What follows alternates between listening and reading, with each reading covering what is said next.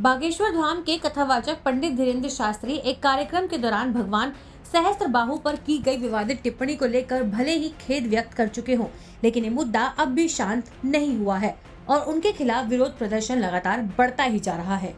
वहीं अब कलचुली समाज बागेश्वर धाम के पंडित धीरेन्द्र शास्त्री के खिलाफ भोपाल में धरना प्रदर्शन कर रही है। यहाँ तक कि शहर भर में धीरेन्द्र शास्त्री के खिलाफ पोस्टर भी लगाए गए इन पोस्टर में धीरेन्द्र शास्त्री से माफी की मांग की गई है। समाज की मांग है कि सहस्त्रबाहु भगवान पर की गई अभद्र टिप्पणी को लेकर हेट स्पीच के तहत धीरेन्द्र शास्त्री पर कार्रवाई की जाए और इस मामले में समाज द्वारा इनके खिलाफ FIR की भी मांग की जा रही है।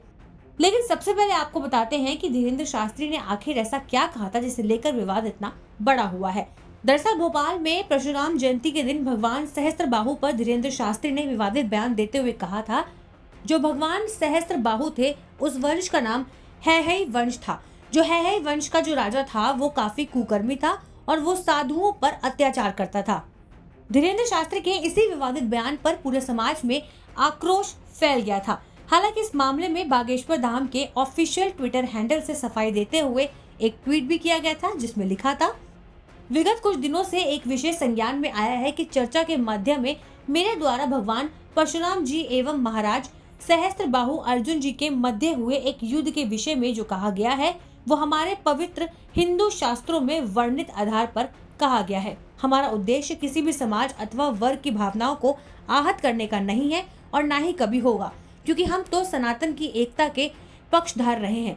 फिर भी यदि हमारे किसी शब्द से किसी की भावना आहत हुई है तो इसका हमें खेद है। हालांकि धीरेन्द्र शास्त्री के खेद से कलचुली समाज संतुष्ट नहीं है।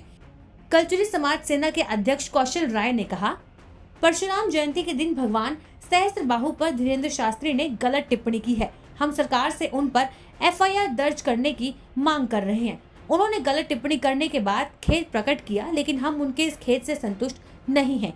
खेद में भी वो बता रहे हैं कि उन्होंने ऐसा शास्त्रों में पढ़ा है, वो सार्वजनिक रूप से आकर माफी मांगे।